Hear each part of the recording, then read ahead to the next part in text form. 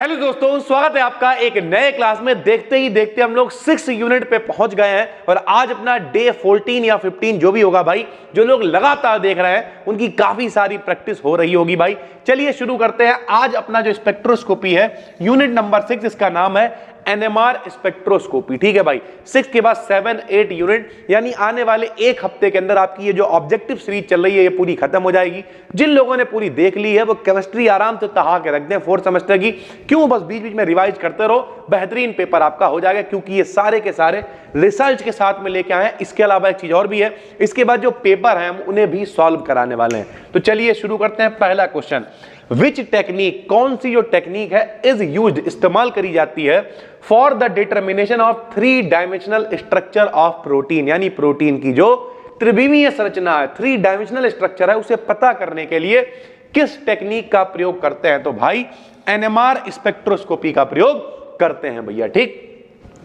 How many signals are found, कितने signal प्राप्त होते हैं in NMR spectra of ethyl alcohol? तो एथिल एल्कोहल के लिए एनएमआर स्पेक्ट्रा में कितने सिग्नल मिलते हैं? तो वो सिग्नल मिलते हैं मेरे भाई 3। ठीक है सर जी। अगला देखते हैं भाई, अगला क्या है, how many NMR signals are obtained for 3 hexane? तो 3 हेक्साइन के लिए कितने सिग्नल मिलते हैं? तो 2 सिग्नल मिलते हैं सर जी। कितने मिलते हैं? 2 सिग्नल मिलते हैं भैया 3 हेक्साइन के लिए। सारी चीजें आप नोट करोगे कैसे, 3 हेक्साइन एनएमआर सिग्नल 2, इस तरीके से देखो शॉर्ट नोट बनाया करो। ऑब्जेक्टिव का ये पीडीएफ हम आपको दे ही रहे हैं, अगर आप एप्लीकेशन पे देख रहे हो तो वहीं मिल जाएगी, और अगर आप देख रहे हो कहाँ YouTube पे तो टेलीग्राम बीएससी पे मिल जाएगी। तो शॉर्ट नोट साथ में बनाया करो। एक क्या होता है, पीडीएफ ले ली, प्रिंट निकलवा लिया, ये सही तरीका नहीं है। सही तरीका क्या है, 3 हेक्साइन एनएमआर सिग्नल कितने, 2 या 3 या 4 एथिल अल्कोहल के लिए जितने भी हैं सर, तो उसे आप नोट करोगे जब, तब क्या होगा, आपके पास एक शॉर्ट नोट होंगे, पेपर से पहले आप उससे पलटोगे और जाके पेपर दे आओगे भाई। ठीक है। उसके बाद कपलिंग कांस्टेंट जो होता है उसे काहे से लिखते हैं? तो कपलिंग कांस्टेंट को जे से लिखते हैं, सभी को पता, एल और एस की कपलिंग होती है, तो कपलिंग कांस्टेंट जे से हम लोग लिखते हैं भाई। ठीक है। The common scale of chemical shift is called, जो कॉमन स्केल होता है उसे क्या कहते हैं? तो डेल्टा स्केल कहते हैं। हमने आपको बता रखा है केमिकल शिफ्ट के बारे में, और डिटेल में बताएंगे जब इसका पूरा डिस्क्रिप्टिव पढ़ाएंगे भाई। ठीक है, बहुत सारी चीजें होती हैं। उसके बाद number of signals in PNMR spectrum of ethyl chloride के लिए कितने पीएनएमआर सिग्नल होते हैं? देखो भैया ये वाले सिग्नल खूब पूछे जाएंगे, एनएमआर कह लो, पीएमआर कह लो, एक ही बात है। तो ये जो सिग्नल आपसे पूछे जाएंगे एथिल अल्कोहल के लिए, एथिल क्लोराइड के लिए, ठीक, जो भी पूछा जा रहा है, जो भी पूछे गए हैं वो हम आपको यहाँ पे बता रहे हैं। तो एथिल क्लोराइड के लिए सिग्नल कितने होते हैं? 2 सिग्नल होते हैं। NMR spectroscopy is not used in the study of, यानी किसके इस्तेमाल में इसका प्रयोग नहीं करा जाता? तो जो रिवर्सिबल प्रोटीन्स होती हैं, यानी जो व्युत्क्रमणीय यानी उत्क्रमणीय प्रोटीन होती हैं, हिंदी ज्यादा कठिन है, इंग्लिश में ये आप याद रखो, रिवर्सिबल प्रोटीन होती हैं, उसकी स्टडी हम लोग एनएमआर स्पेक्ट्रोस्कोपी से नहीं कर सकते भाई। ठीक है। अगला क्वेश्चन क्या है सर जी? अगला क्वेश्चन है for the identification of mononuclear organic compound. Mononuclear, mono माने एक, न्यूक्लियर तो समझते होगे नाभिक से रिलेटेड, तो ऐसे मेरे भाई ऑर्गेनिक कंपाउंड, ऐसे कार्बनिक कंपाउंड जिनमें मोनोन्यूक्लियर होते हैं, जो उनमें कौन सा मेथड इस्तेमाल करते हैं उन्हें पहचानने के लिए? तो एनएमआर स्पेक्ट्रोस्कोपी। यहां पे काम आसान है क्योंकि यूनिट एनएमआर स्पेक्ट्रोस्कोपी वाली चल रही, तो आप वैसे ही कह दोगे एनएमआर एनएमआर एनएमआर सबका आंसर है।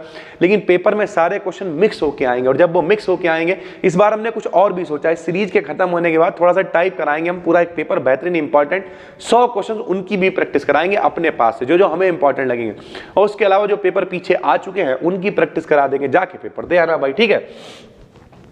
इन विच स्पेक्ट्रोस्कोपी, किस स्पेक्ट्रोस्कोपी में टीएमएस का मतलब आपको पता होगा, trimethyl silane, is used as a reference compound, reference compound की तरह इस्तेमाल करा जाता है, मतलब तुलना करने के लिए इस्तेमाल करा जाता है।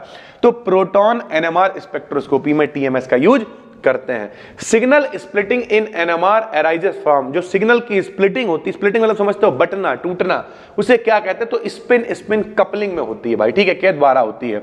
The difference between the resonant frequency of spinning proton, यानी जो प्रोटॉन स्पिन कर रहे हैं उनकी जो रेजोनेंट फ्रीक्वेंसी है, and the signal of the reference molecule, और जो रेफरेंस मॉलिक्यूल साथ में ले रहे हैं तुलना करने के लिए, उसका जो सिग्नल है, उनका जो डिफरेंस है, उसे क्या कहते हैं? तो उसी को हम लोग कहते हैं केमिकल शिफ्ट कहते हैं भाई। ठीक है।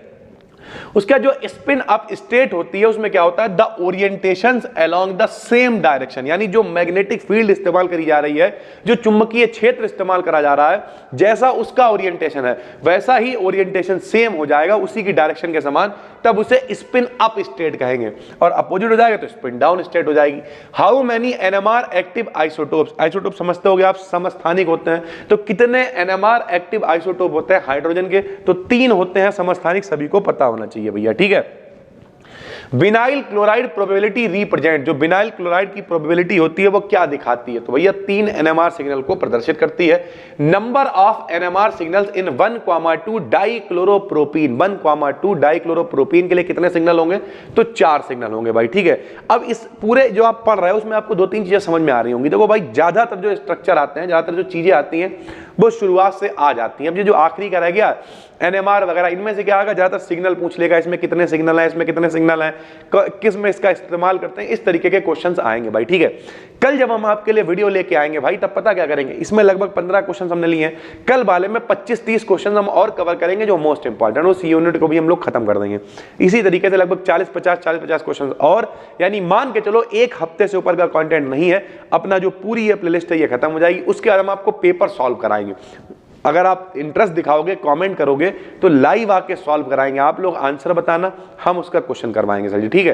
तो देखते हैं कितने बच्चे यहाँ पर हैं जो इंटरेस्टेड हैं, वो लोग कमेंट करें, तो लाइव आके उन पेपर्स को सॉल्व कराएंगे जो लोग डेली देखते रहते हैं।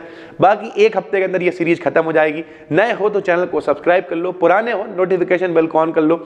इनकी PDF आपको टेलीग्राम पे मिल जाएगी, BDKD in BSc सर्च कर लेना। बाकी सारा कंटेंट एक जगह कोर्स में भी है मेरे भाई, चाहो तो आप एप्लीकेशन को डाउनलोड कर सकते हो। इंस्टाग्राम पे जरूर फॉलो कर लो, 25,000 फॉलोअर्स के बड़ा करीब हैं। फिर मिलते हैं, तब तक के लिए धन्यवाद, थैंक यू।